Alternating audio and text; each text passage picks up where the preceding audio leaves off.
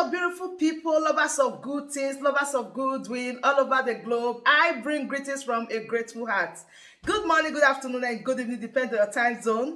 Thank you so dearly for always supporting this platform. I really do appreciate. In case you are hearing our voice for the first time, or you are coming across us for the first time, we still remain your one and only Progress News, giving it to you back to back. Remember, in this platform, we react to all videos, and your opinion is highly needed. So sit back, watch this video, and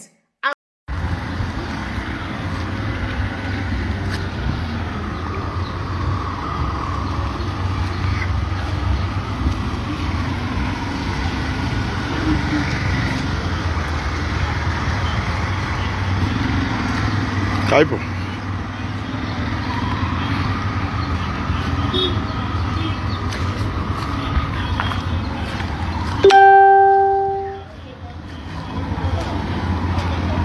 Hi everyone, good morning, good afternoon, good evening. Ababunu senere bika achọrọ m ka unu share video.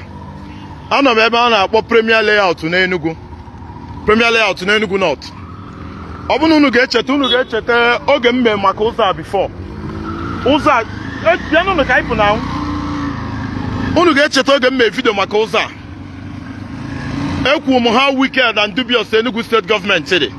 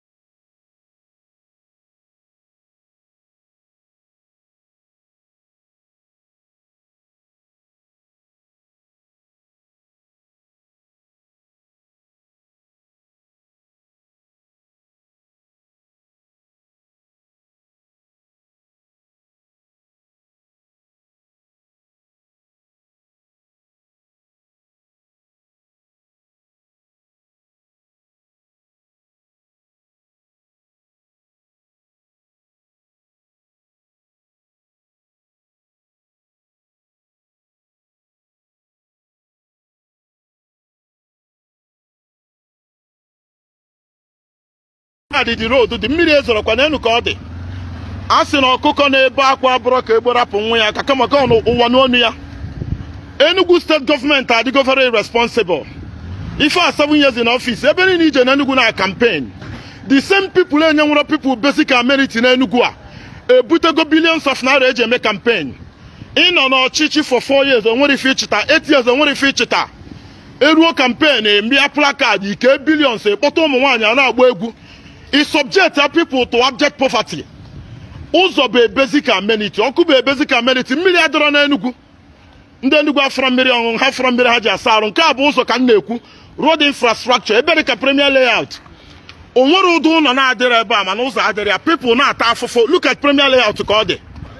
A na-ekwu na ihe obodo adọrọ mma, ndị kwesịrị ikwu okwu, ndị ọrụ ga-eru n'okwu, onye ọbụla babịa jenọrọ.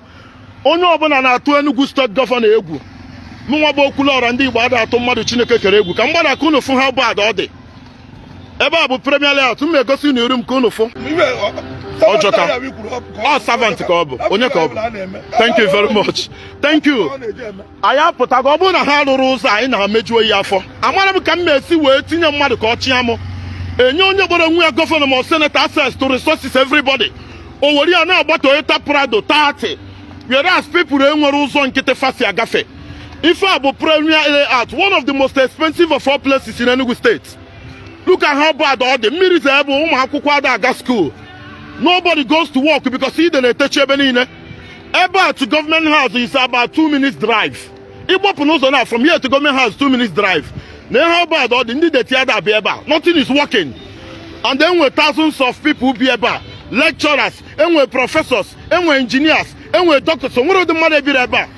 Look at the environment, Fabi. Here are they, Mefa. Only what kind of Mr. Onanaya. As no one about administrator, chief administrator, governor Kobo. Oh, yeah, be a big one, video now. Governor.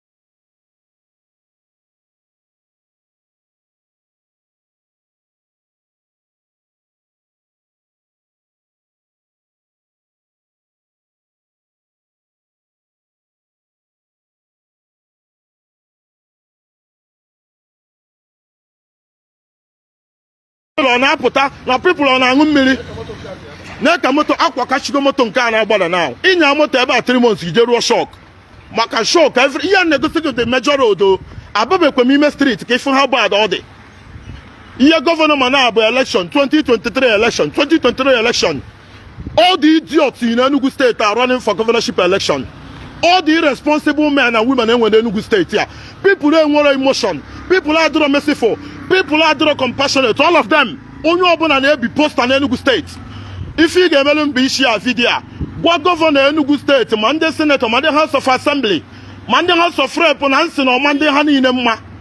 Afufana at Enugu state here, brosi joke. So I can go swim no to Tabo Sunday.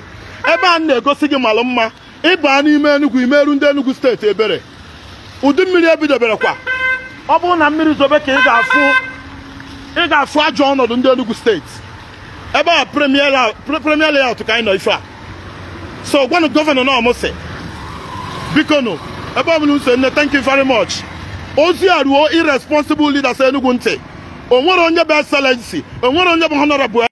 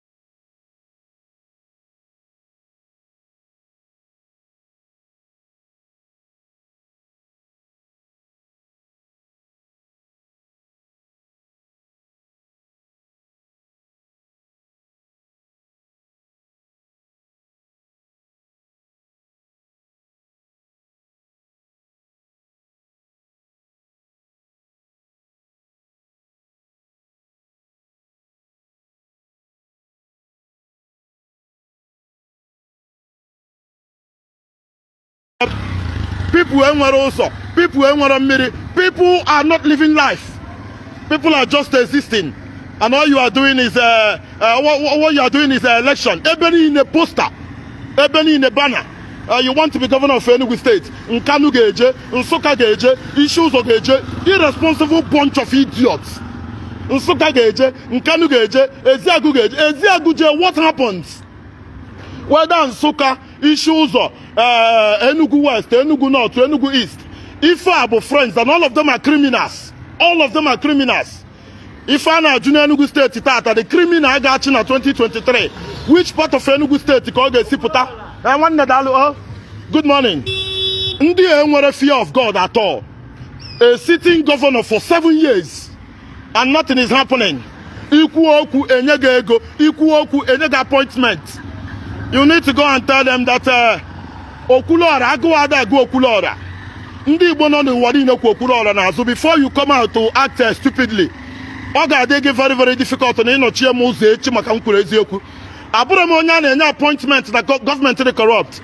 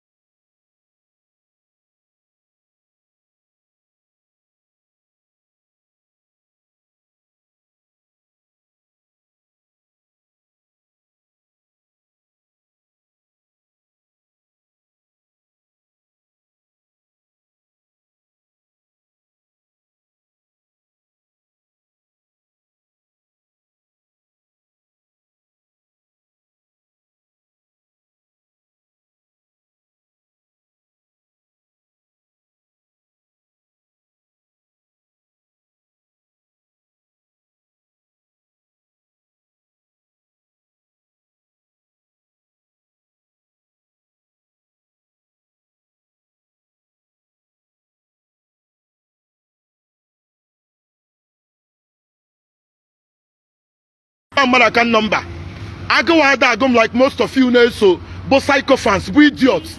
Now defend the corrupt government. So in the morning, We are going to work in mass. We are going to ask questions of the corrupt regime in Enugu.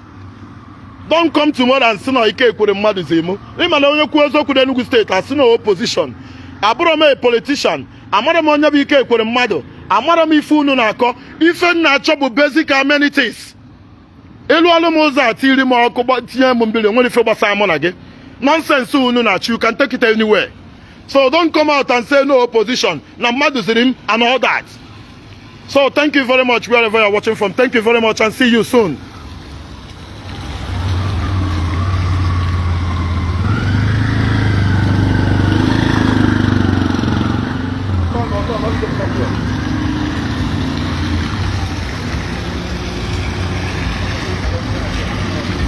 Turn.